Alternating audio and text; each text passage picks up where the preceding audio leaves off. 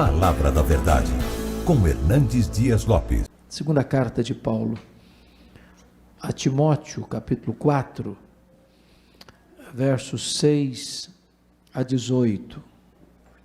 Eu já preguei nesse texto aqui, mas hoje eu queria fazer uma outra abordagem desse texto. Então, vamos ler o texto de 2 Timóteo, capítulo 4, versos 6 a 18. Paulo está escrevendo para o seu filho Timóteo. Timóteo era um jovem, Timóteo era tímido, Timóteo era doente, e Timóteo estava à frente de uma das mais estratégicas igrejas do Novo Testamento. A igreja de Éfeso já havia, nesse tempo, praticamente superado as igrejas de Jerusalém e de Antioquia da Síria. Ela estava influenciando toda a província da Ásia, plantando igrejas em todas as províncias, em todas as cidades satélites de Éfeso, como Esmirna, Pérgamo, Tiatira, Sardes, Filadélfia, Laodiceia, Colossos e Hierápolis. Paulo está preso em Roma pela segunda vez, quando escreve esta carta.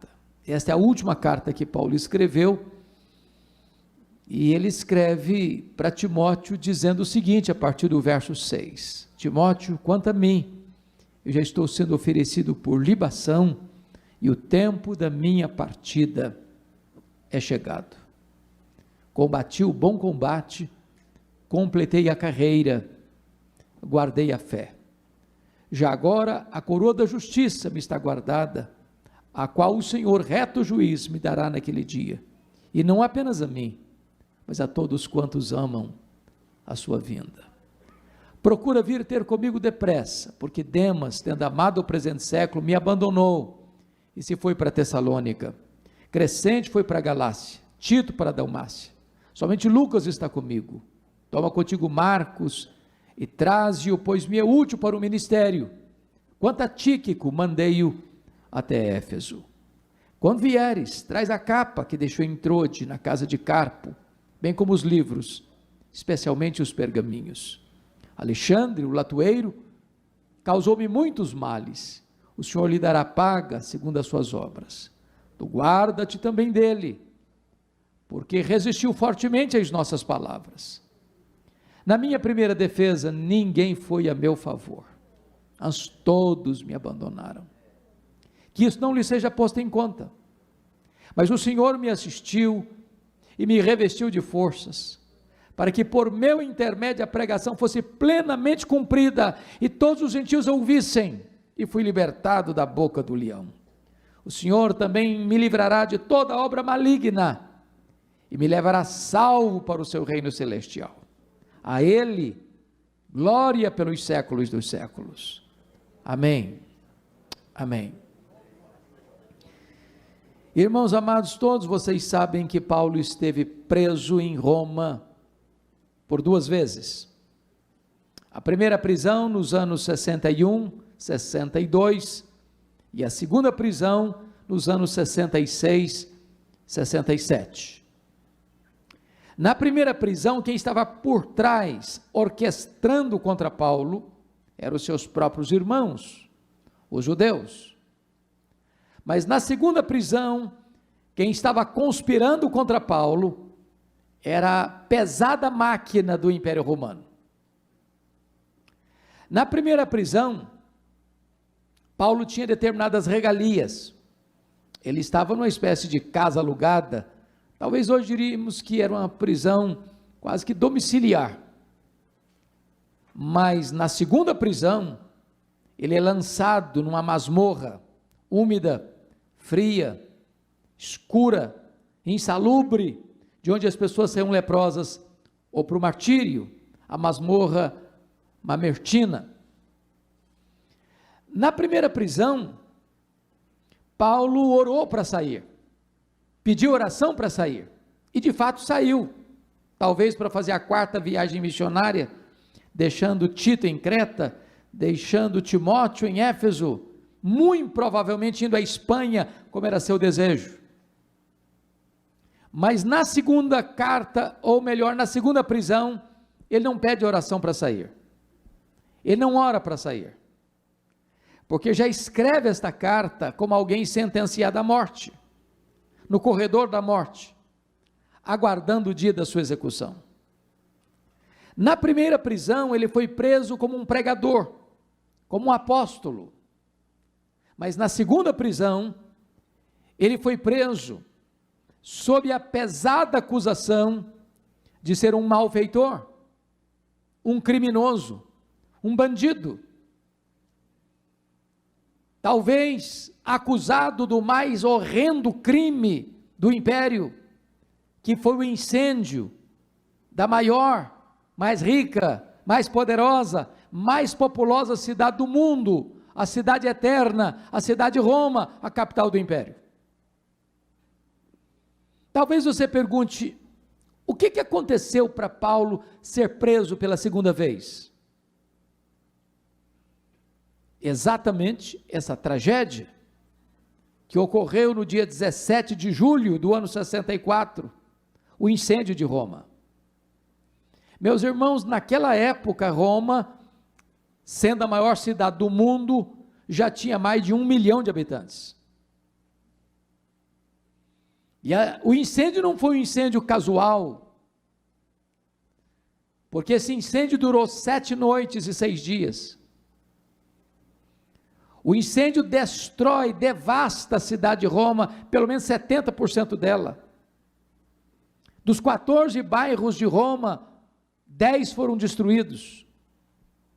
E o imperador Nero, megalomaníaco que era, assistia do alto da torre de Mecenas, as chamas devorando a capital, e ele, vestido de ator, tangia sua lira.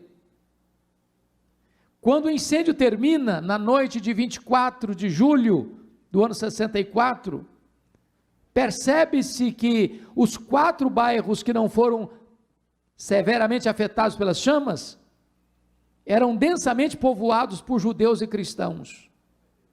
Isso dá a Nero um álibi, para botar a culpa do incêndio de Roma nos cristãos, e começa um verdadeiro massacre contra a igreja. Os crentes foram crucificados, faltou madeira para fazer cruz, tamanha quantidade de crentes que foram crucificados.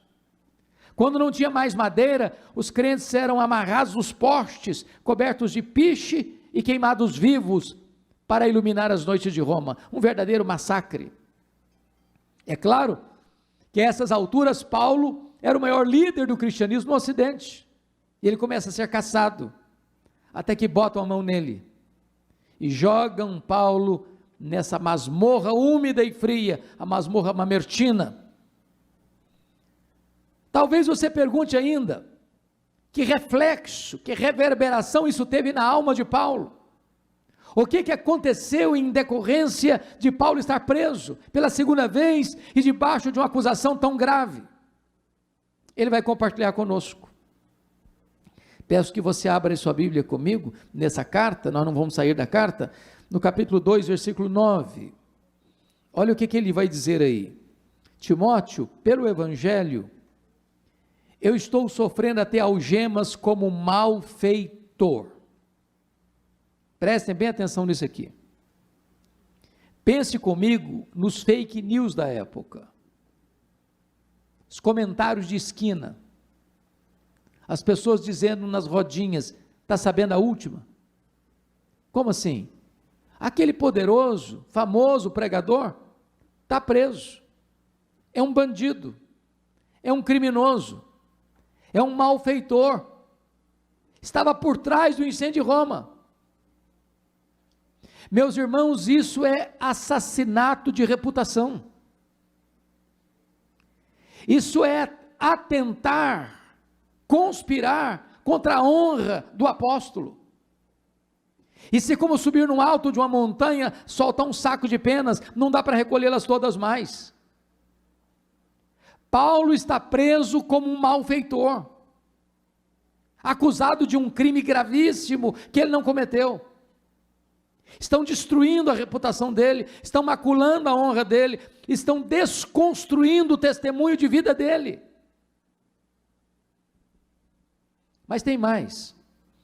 Olha comigo aí capítulo 1, versículo 15. Ele diz assim: Timóteo, estai ciente de que todos, não alguns, não a maioria, mas todos os da Ásia me abandonaram. A pergunta é: quem são esses da Ásia? São seus filhos na fé, aqueles que ele ganhou para Cristo, das igrejas que ele plantou, direto ou indiretamente, gente que o conhecia, gente que sabia do seu caráter, do seu testemunho ilibado, da sua vida irrepreensível, mas que em virtude da situação em que Paulo se encontrava, e com medo de que eles também sofressem as mesmas sanções, se acovardaram, e abandonaram Paulo. Ninguém teve coragem para se apresentar, dizendo: esse homem não é um bandido, esse homem não é um malfeitor, esse homem não é um criminoso. Todos se encolheram, todos recuaram, todos se acovardaram. Imagine o estrago que isso pode produzir na alma de um homem. Na hora que mais precisa, todos aqueles que foram fruto do seu ministério o abandonam. Mas tem mais. Confira comigo o capítulo 1, versículo 8. Ele diz assim: Timóteo, não te envergonhes, meu filho, do testemunho de nosso Senhor, nem do seu encarcerado que sou eu. Talvez nada machucou mais emocionalmente Paulo do que isso aqui. Irmãos, Timóteo era o mais próximo colaborador de Paulo, era seu filho amado. Até Timóteo está com vergonha de Paulo, até Timóteo está constrangido em se apresentar e dizer: esse aí é meu pai, esse homem eu sei quem ele é, eu conheço o caráter dele, ele é um homem íntegro, ele não é um bandido, ele não é um malfeitor, ele não é um criminoso. Até Timóteo estava acovardado. Já pensou o que é isso para a alma de um pastor? Mas tem mais. Olha comigo capítulo 4, versículo 16. Vocês todos sabem que até hoje as melhores escolas de advocacia, de direito do mundo, ainda estudam o direito romano. Embora Paulo estivesse debaixo de uma pesada acusação, ele teve direito de defesa. Marcaram uma primeira audiência para ele apresentar suas testemunhas. E eu imagino que Paulo vai para esta audiência com uma grande expectativa de que terá lá muita gente para defendê-lo, para dizer: não, esse homem não é criminoso, esse homem não é malfeitor, ele não é bandido, ele é um homem sério, ele é um homem de Deus, por onde ele passa, ele deixa rastros luminosos de um exemplo irrepreensível, ele não é responsável pelo incêndio de Roma. Agora veja o que acontece, capítulo 4, 16. Ele diz: na minha primeira defesa, ninguém foi a meu favor, antes todos me abandonaram. Já pensaram o que é isso? A dor do coração desse homem, não tem ninguém para ir lá para dizer uma palavra a favor dele. Diríamos hoje que foi julgado a revelia,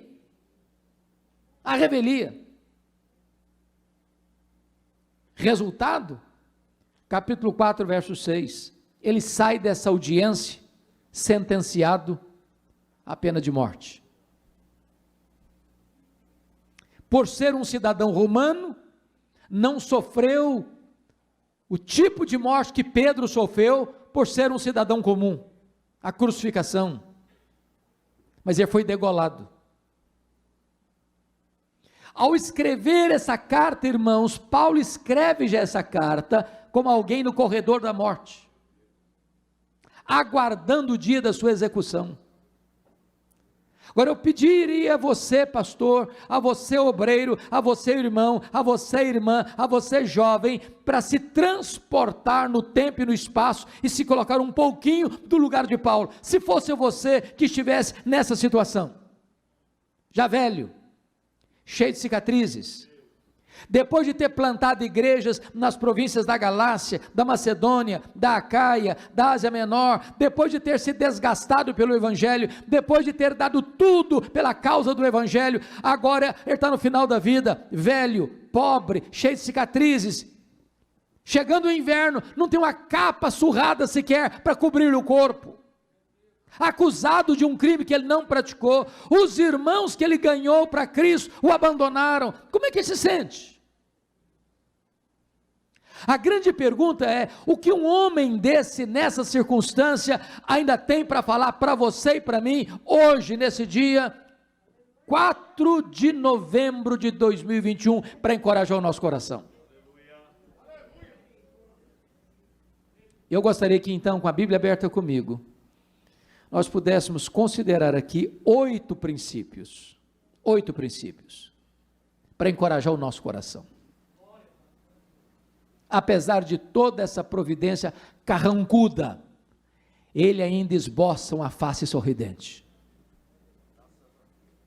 Primeiro princípio, confira comigo, por favor, versículo 9, procura vir ter comigo depressa. Ô meu príncipe, obrigado. Procura vir ter comigo depressa. O princípio que está por trás desse versículo é este: quando a crise chegar e bater a porta da sua vida, tenha humildade, tenha coragem de pedir ajuda, não fique sozinho. Irmãos, a crise chega, e chega para todos. Essa pandemia foi uma prova disso. Gente pobre, gente rica, cientista e analfabeto, governantes e governados, todos enfrentaram a crise com a mesma carranca. A crise chega, democraticamente para todos. E quando a crise chega, irmãos, a solidão é uma péssima companhia. Todos nós precisamos de um amigo do peito. Sabe o que é um amigo? Não é colega, é amigo. Amigo é aquele que confronta você em particular e defende você em público. Amigo é aquele que chega quando os outros já se foram. Você precisa ter pelo menos um amigo, para quem tem coragem de abrir o coração, sem medo de ter o tapete puxado, ser apunhalado pelas costas. Alguém para você dividir as cargas, repartir as dores, sabendo que esta pessoa vai estar do seu lado para sustentar você. Talvez uma das dores mais agudas que a igreja evangélica tem sentido nesses últimos anos é a quantidade de pastores que têm cometido suicídio. E a pergunta que fazemos é essa: meu Deus, por que esse colega não achou pelo menos um amigo para abrir o coração, para pedir ajuda? Amigo é aquele que você diz assim: vem para cá, vem depressa, eu preciso de você do meu lado, larga tudo aí, corre para cá. Quem são seus amigos? Para quem você tem coragem de abrir o coração? Para quem você tem aquilo que os ingleses chamam de accountability, de você dar prestação de contas do que está acontecendo na sua alma? Irmãos, a vida pastoral é lidada com multidão, a gente lida com multidão, mas às vezes o pastor vive na solidão, e nós precisamos ter amigos. Segundo princípio, olha comigo por favor, versículo 10, porque Demas, tendo amado o presente século, me abandonou. E o princípio que está por trás do verso é o seguinte: quando as pessoas decepcionarem você, não faça arquivos de mágoas, de memórias amargas. Deixa eu lhes dizer algo. Ninguém exerce o pastorado, ninguém exerce liderança sem ter frustrações. Sabe por que as pessoas nos decepcionam? E nós decepcionamos as pessoas. Nós não somos uma pessoa perfeita, nós não viemos de uma família perfeita, nós não nos casamos com uma pessoa perfeita, nós não temos filhos perfeitos, nós não pastoreamos uma igreja perfeita, logo nós vamos ter queixas uns dos outros. Se nós ficarmos remoendo mágoas, tristezas, dores, decepções, nós vamos perder a alegria, nós vamos perder a saúde, nós vamos perder o sono, nós vamos perder o foco. Se alguém machucou você na sua caminhada, bote o pé na estrada e continue caminhando. Toca a sua vida, toca o seu ministério. Porque não é fácil ser abandonado. Não é fácil ser abandonado pelo namorado, pela namorada, pelo noivo, pela noiva, pelo marido, pela esposa, pelo amigo, pelo irmão. Não é fácil não. Não é fácil ser abandonado na hora que você mais precisa de ajuda. Não é fácil você ser abandonado por alguém que você ajudou. Não é fácil ser abandonado na velhice. Mas preste atenção nisso. Se você parar, se você estacionar, se você ruminar isso na sua alma, você perde o foco da vida.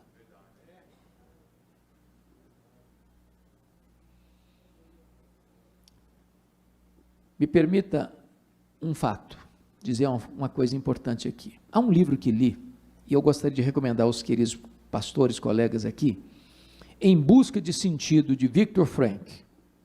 Viktor Frankl foi o pai da logoterapia e ficou preso no campo de concentração nazista e sobreviveu. E ele diz que a única coisa que ninguém pode tirar de você é o direito que você tem de fazer as suas escolhas. As pessoas podem tirar sua liberdade, podem tirar seu dinheiro, podem tirar sua vida, podem tirar sua família, mas elas não podem tirar o direito que você tem de fazer as suas escolhas. Ela fala mal de você, você fala bem dela. Ela persegue você, você ora por ela. Ela amaldiçoa você, você abençoa ela. Não guarde mágoas. Toque a sua vida, toque o seu ministério. Não faça arquivos de memórias amargas. Terceiro princípio, irmãos, confira comigo o versículo 11. Por gentileza, olha aí. Toma contigo Marcos e traze-o, pois me é útil para o ministério. O princípio que está por trás desse verso é esse. Se você se lembrar que em algum tempo da vida você machucou alguém, tenha coragem de pedir perdão e restaurar esse relacionamento. Eu só consigo entender esse versículo 11 à luz de mais dois versículos. O primeiro deles, Atos 13:13. Porque esse Marcos aí é o João Marcos, o primo do Barnabé. Que em Atos 13:13 diz que ele abandonou os dois missionários em Perge da Panfilha e retornou para a casa da mãe dele, em Jerusalém. A pergunta é, por que esse João Marcos abandonou os dois missionários? A Bíblia não é clara sobre isso. Podemos ter pelo menos três inferências. A primeira delas é que talvez ele era muito jovem, pensou que missões fosse turismo. Aí se desencantou e voltou. Segunda possibilidade, quando ele sai de Antioquia, o líder da caravana não era Saulo, não era Paulo, era o Barnabé. O Espírito Santo não mandou separar Saulo e Barnabé, mas mandou separar Barnabé e Saulo. Então o líder era o Barnabé. Só que em Pafos muda o comando. E Paulo assume o comando. Ele deve ter pensado, sobre a liderança do meu primo, eu tinha coragem de ir. Na liderança do outro eu não vou não. Terceira possibilidade, eu creio nessa aqui. Está escrito em Gálatas 4, a partir do verso 13, que Paulo pregou o evangelho pela primeira vez na Galácia, por causa de uma enfermidade física. Em outras palavras, não consta a Bíblia que Paulo tenha saído doente de Antioquia da Síria na primeira viagem, mas consta que ele chegou na Galácia doente. Então, pressupõe que a doença ocorreu no interregno da saída e da chegada. Que enfermidade física era essa? Muito provavelmente, a mesma situação que ele descreve em 2 Coríntios 12, 7. Me foi posto o espinho na carne, mensageiro de Satanás, para me esbofetear, a fim de que eu não me ensoberbecesse. Pergunta: o espinho na carne de Paulo veio de Deus ou de Satanás? E a resposta é: veio de Deus. Como é que você sabe? Por causa do propósito, para que ele não se ensoberbecesse. Quem tem dúvidas que o diabo trabalha 24 horas por dia para fazer do crente um balão, um pavão? Bom, mas se o espinho na carne veio de Deus, como é que Satanás batia na cara de Paulo com esse espinho? Porque esse é o papel de Satanás. Quando a providência é carrancuda, Satanás chega e diz: está vendo aí, você não é crente? Você não é pastor? Você não é pregador do evangelho? Está passando por essa magrela. Se Deus amasse você, você não estava nessa. Olha para o seu vizinho, ele não é crente igual a você, está numa situação muito melhor que a sua. Satanás é mentiroso. Ele quer passar a ideia de que se você é crente, você nunca vai ter problema na vida. Jesus nunca prometeu isso. Ele nunca prometeu que nós não teríamos aflições nesse mundo. O que ele prometeu foi estar conosco todos os dias até a consumação dos séculos. Dizem os estudiosos que essa região de perto da Panfilha era uma região alagadiça, pantanosa, com muita incidência de malária. E muito provavelmente Paulo pega uma malária aqui, que dava uma dor de cabeça alucinante, afetando inclusive a visão. A sensação que nós temos é que Paulo tinha um problema de visão, porque quando ele chega na Galácia, os crentes, se possível fosse, arrancariam os próprios olhos para dá-los a Paulo. Então é provável que esse João Marcos deve ter pensado assim: eu estou muito novo para ficar doente, eu vou voltar para a casa da minha mãe. O segundo texto que eu tenho que entender, para interpretar o versículo 11, é Atos 15, 36 a 41. Porque quando termina o concílio da igreja de Jerusalém, Paulo chega para Barnabé e diz: Barnabé, vamos voltar, vamos visitar as igrejas que nós plantamos, vamos encorajar aqueles irmãos. Barnabé disse: vamos sim, só um detalhe, eu quero levar o meu primo João Marcos. Paulo respondeu assim: eu não acho justo levarmos aquele que nos abandonou desde perto da Panfilha. Bom, o texto está registrado num tom muito polido, mas o que ocorreu certamente não foi ameno desse jeito. Eu vou tentar parafrasear então. Eu acho que foi mais ou menos o seguinte: Paulo chega para Barnabé e diz: Barnabé, viu que resultado maravilhoso o concílio da igreja? Decisão lúcida, clara, escrita, comunicada às igrejas, que não é necessário circuncidar para ser salvo, é só a fé em Cristo. Agora a solução está pronta, a decisão está consistente, a pregação agora está lúcida, agora restabeleceu-se a verdade doutrinária da igreja. Vamos então, Barnabé. Barnabé disse: vamos sim, Paulo. Mas você lembra do meu primo? Mas é claro, né, Barnabé, que eu lembro do seu primo. Ô Paulo, eu estou com vontade de levá-lo com a gente. Ele está todo animado para ir. Paulo fechou a cara, disse: não, Comigo ele não vai não. Não, mas ele amadureceu. Comigo ele não vai não. Ô Paulo, mas você não pode ser tão radical. Comigo ele não vai não. Mas Paulo, vamos dar uma chance para o rapaz. Comigo ele não vai, Barnabé. Diz a Bíblia que houve tal desavença entre Paulo e Barnabé por causa do menino João Marcos, que os dois não caminharam juntos mais. Agora, pense comigo uma coisa agora. Você já se sentiu alguma vez na vida persona non grata? Já se sentiu descartado alguma vez? Já sentiu às vezes que ninguém acreditou nos seus dons, nos seus talentos, na sua capacidade? E se não tivesse um Barnabé na vida do Marcos? O Barnabé levou o Marcos para Chipre. Porque, nota de rodapé, os pastores não deviam brigar não, viu irmãos? Mas às vezes brigam. Agora, o que é maravilhoso é que quando os pastores brigam, o plano de Deus não é frustrado. Porque agora, em vez de uma caravana, tem duas. O projeto de Deus, claro, passou pela linha de Paulo. Era o projeto de Deus que Atos registrasse a peregrinação de Paulo.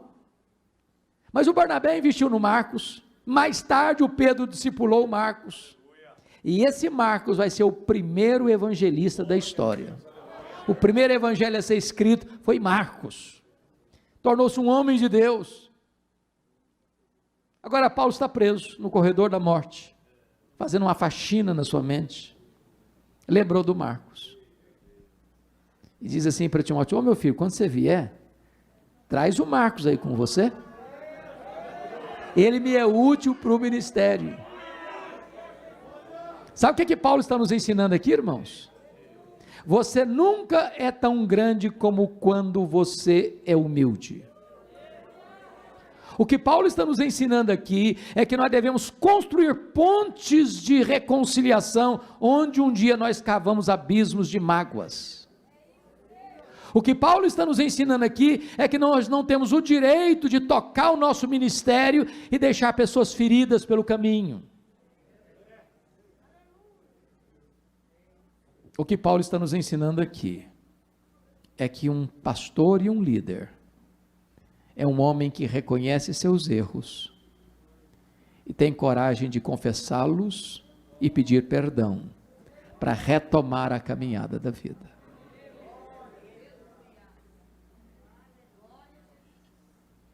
Quarto princípio.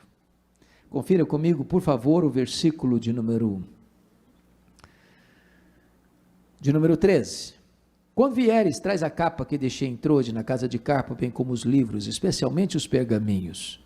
O princípio aqui é o seguinte: por pior que seja a situação que você esteja vivendo, nunca perca o entusiasmo de estudar a palavra de Deus. De estudar a palavra de Deus. Irmãos, preste atenção comigo. Paulo está velho. Paulo está doente. Paulo está cheio de cicatrizes. Paulo está no corredor da morte. Paulo está num lugar escuro, insalubre. Paulo está aguardando o dia da execução dele. Ele tinha, diríamos hoje, todas as desculpas: não, eu não quero mais ler nada, não quero mais ler também Bíblia, mas agora eu vou ficar pronto para morrer mesmo, porque agora chegou o fim mesmo, que acabou.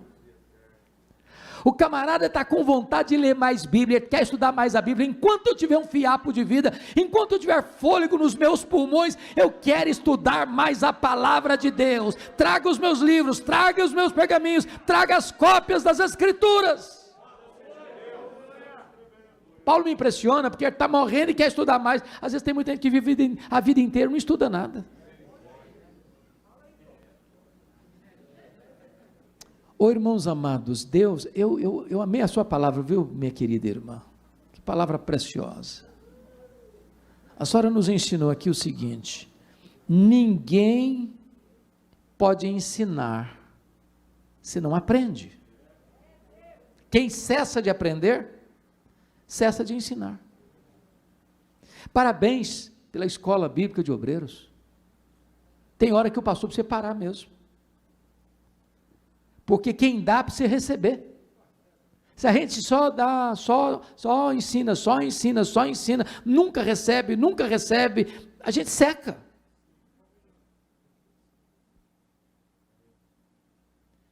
Nós estamos vivendo uma geração fantástica, acesso ao conhecimento. Temos várias Bíblias de estudo, temos vários livros maravilhosos. Mas, por outro lado, irmãos, nós temos uma geração rasa de Bíblia. Tem lugar que você chega e diz, meus irmãos, vamos abrir no profeta Abacuque. O cara começa a procurar Abacuque lá em Gênesis. Ele nem sabe que existe o Abacuque.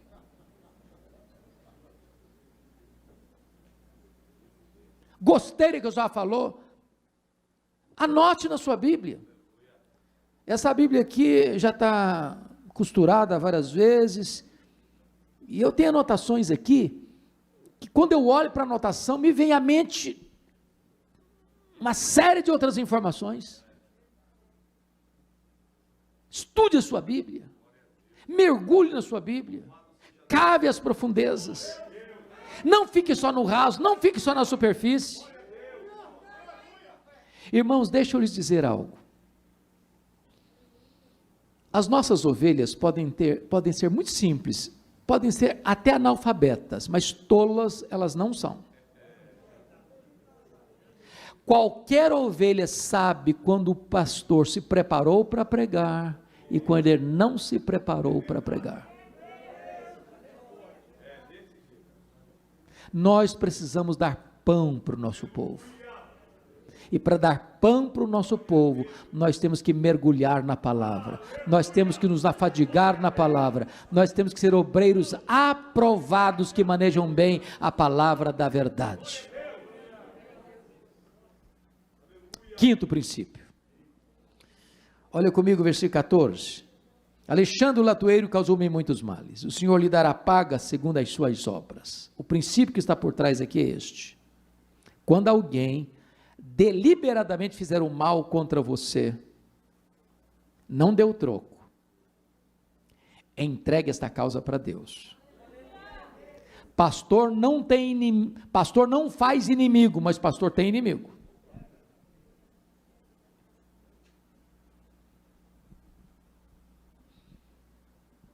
O que você faz quando alguém faz mal a você? Porque dizem os estudiosos que esse Alexandre, o latoeiro aqui, foi quem delatou o apóstolo Paulo, culminando na sua segunda prisão, no seu consequente martírio. O que você faz quando você descobre que alguém está falando mal de você, está orquestrando contra você, está puxando o seu tapete? É claro que pastor não revida, né? Pastor, a gente crente.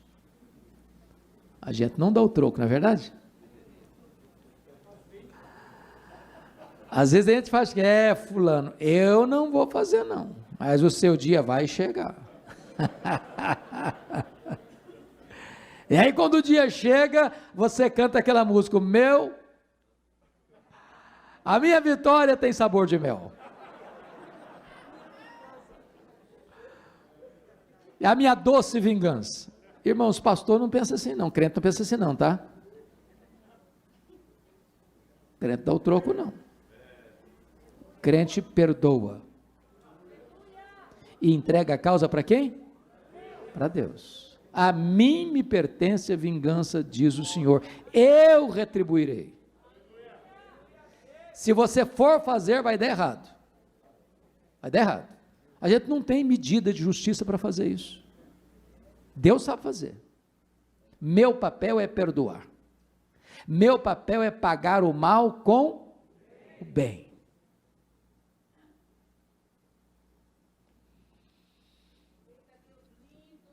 Sexto princípio. Sexto ou sétimo? Sexto. Sexto princípio. Versículo 16 e 17. Na minha primeira defesa ninguém foi a meu favor, antes todos me abandonaram, que isso não lhe seja posto em conta. Mas o Senhor me assistiu e me revestiu de forças, para que por meu intermédio a pregação fosse plenamente cumprida e todos os gentios ouvissem, fui libertado da boca do leão. O sexto princípio é esse. Ainda que todos decepcionem e abandonem você, saiba disso, Deus nunca vai desamparar você. Ô irmãos, que verdade preciosa. Na vida a gente pode colher frustrações e até decepções, mas Deus não desampara, Deus não decepciona, Deus não larga você na mão, e você e Deus são maioria absoluta.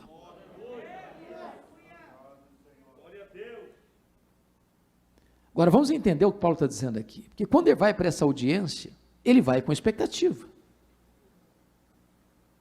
e ele chega lá pensando, vai ter uma multidão de crente aqui para me defender, e quando ele chega não tem ninguém. Eu imagino que ele ficou olhando para a porta, vai entrar um crente, vai entrar um filho na fé, vai entrar alguém que me conhece, vai entrar alguém para falar a meu favor, e não entra ninguém. E ele ficou o quê? Com a bateria riada. Ele ficou com um sinal vermelho, porque o tanque estava vazio. Ele se enfraqueceu. Então diz o seguinte, mas o Senhor me revestiu de quê? De força. Só é revestido de força quem está enfraquecido. Então tem hora que você está andando na reserva, tem hora que você está andando com o tanque vazio, tem hora que você está com a pilha quase acabando, mas nessa hora, de força em força, você vai caminhar. Deus não vai deixar você sozinho, Deus não vai deixar você desamparado, Deus vai te fortalecer, Deus vai lhe dar coragem, Deus vai lhe dar ânimo, Deus vai lhe dar vitória, Deus vai lhe sustentar.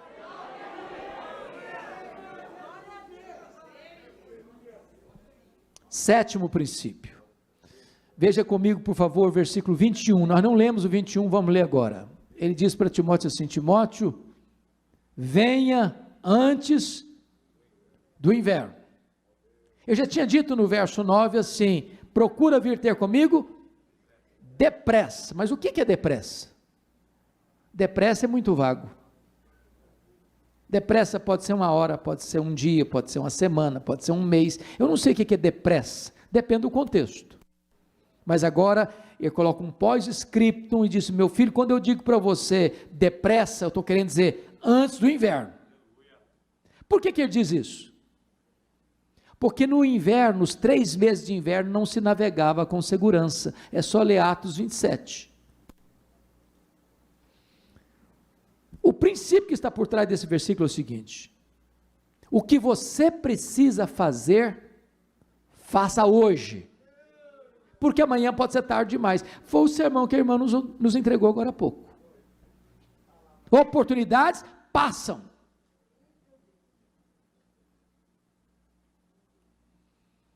O que ele está dizendo para Timóteo é o seguinte: meu filho, se você esperar os 3 meses de inverno passar para você vir, não precisa vir não, eu já terei sido executado, aí é tarde demais. Irmãos amados, há coisas que não podem esperar. Eu não sei quanto a vocês, colegas pastores, mas um princípio tem regido a minha vida pastoral, hoje um pouco diferente, mas a vasta maioria do meu tempo lidando no dia a dia com as ovelhas como vocês, e o princípio que me regeu é esse: se um membro da igreja, uma ovelha, for para o hospital, e eu souber, que às vezes vai e entra, não sabe, não é verdade? Às vezes cobra do pastor, o senhor não foi visitar, mas eu também não tenho bola de cristal, não sabia que estava internado, como é que eu ia lá? Prioridade número 1, ir visitar. Prioridade número 1. Isso me lembra de uma ovelha que ligou para o pastor, disse: pastor, eu queria que o senhor fosse fazer uma visita para o meu avô, eu fui hospitalizado hoje, e queria muito que o senhor fosse orar com ele. O pastor respondeu assim: hoje eu não posso não, mas amanhã eu vou. Eu falei: pastor, ele está muito ruinzinho, o senhor podia ir hoje eu não posso. Amanhã eu ligo para ir fazer a visita. No outro dia, bem cedinho, o pastor ligou para a ovelha e falei: qual o quarto mesmo? O apartamento que está seu avô? Estão indo lá. A ovelha disse: não, pastor, não precisa ir mais não. Ele faleceu essa noite. Há coisas que não podem esperar. Então me permita aqui pensar com vocês na cultura brasileira. Há uma coisa que me constrange na cultura brasileira. E a primeira coisa que me constrange na cultura brasileira é que os mortos recebem mais elogios do que os vivos. Já perceberam isso? A rasgação de seda que fica em cima do caixão. A pergunta é, será que esse irmão, essa irmã, que Jesus chamou, escutou em vida alguns desses elogios? Meu irmão, se você tem que elogiar alguém, elogie em vida. Há crente muito espiritual, não, pastor, esse negócio de elogiar é um perigo, porque isso leva a pessoa a ficar vaidosa. O que a Bíblia proíbe é a hipocrisia. Agora, um elogio certo, bom, oportuno, é uma bênção. Nós precisamos de encorajamento. Leia a Bíblia, está cheia de encorajamento. Leia as cartas de Paulo, estão cheias de encorajamento. Comece a elogiar seu marido, comece a elogiar sua esposa, comece a elogiar seus filhos, comece a elogiar seus pais, comece a elogiar seu pastor, comece a elogiar os membros da sua igreja. Uma palavra boa, um elogio certo, vale mais do que 1000 críticas. A segunda coisa que me choca é que defunto recebe mais flores do que vivos. Dá para entender isso? Eu fui num funeral, pastores, uma certa feita, e contei 86 coroas de flores. Precisava contratar um caminhão só para levar as flores. E eu fiquei do lado olhando, falei, coitado do defunto, não consegue cheirar um botão de rosa a mais, para que tanta flor para ele? Mas sabe por que os mortos recebem mais flores do que os vivos? É porque a voz do remorso é maior do que a voz da gratidão.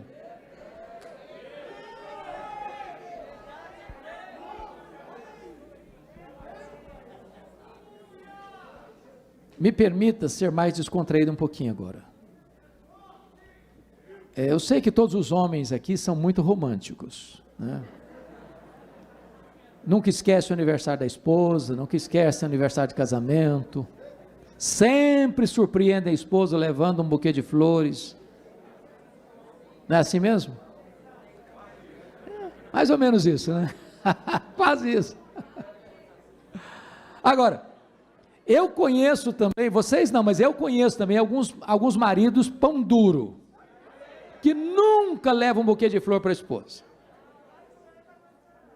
Agora preste atenção no que eu vou lhe dizer. Se você, minha irmã, for na frente, você que nunca ganhou um buquê de flores, você vai ganhar uma coroa grande, grande, e o cara nem vai pedir desconto na floricultura.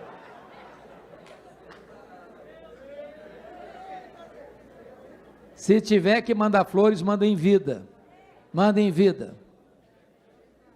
O que você tem que fazer, faça hoje. Talvez está na hora de você fazer uma visita. Tempo que você tinha que ter feito, não fez até hoje. Aquela conversa, está esperando há tempo. Aquela ajuda, aquela oferta que você precisa dar para alguém que está precisando de ajuda, vai lá. Depois é tarde, é agora, é hoje. Venha antes do inverno. Exatamente isso. Ela colocou tudo que ela tinha a serviço de Jesus. Quebrou o vaso, ela não abriu o vaso, ela quebrou o vaso. Mas para terminar, o último princípio, o 8º princípio, versículo 18, olha aí o que está escrito. Ele termina, fecha a cortina da vida, dizendo o seguinte: a Ele, glória pelos séculos dos séculos, amém. E o princípio é este: a melhor maneira de você fechar as cortinas da vida e encerrar a sua carreira e o seu ministério é dando a Jesus toda a glória devida a Ele. Não tem monumento para homem, não tem homem no pedestal. O único que deve receber a honra, a glória e o louvor é o Senhor Jesus Cristo. E não tem melhor maneira de encerrar a carreira do que essa. A Ele, glória, pelos séculos dos séculos. E eu acho que quando Paulo escuta na prisão, a masmorra mamertina, a chamada dele, está na hora. Não tem coração tremendo, não tem desespero, não tem revolta, não tem medo. Ele avalia o passado e diz o seguinte: olha, gente, eu combati o bom combate, eu completei a carreira, eu guardei a fé. Ele não está com medo de enfrentar a espada de Roma. Ele diz: eu já estou sendo oferecido por libação e o tempo da minha partida é chegado. E essa palavra partida é um eufemismo para a morte. Ele está dizendo o seguinte: olha, eu vou descansar das fadigas, eu vou fazer minha última viagem rumo à pátria celestial, eu vou mudar de endereço, eu vou voltar para a casa do Pai. Ele não está com medo da morte, não. Ele está olhando para frente e dizendo o seguinte: eu, na verdade, embora condenado por um juiz da terra à pena de morte, o que importa para mim é que o reto juiz já me justificou, então eu estou indo, na verdade, receber a coroa da justiça. Esse homem está seguro, esse homem está convicto, esse homem está em paz. Este homem é aquele que pode dizer: para mim o viver é Cristo e o morrer é lucro. Oh, irmãos, que Deus nos ajude a viver seguindo as pegadas daquele que imitou a Cristo. Que Deus nos ajude a exercer o nosso ministério para a glória de Deus, para a salvação dos perdidos e para a edificação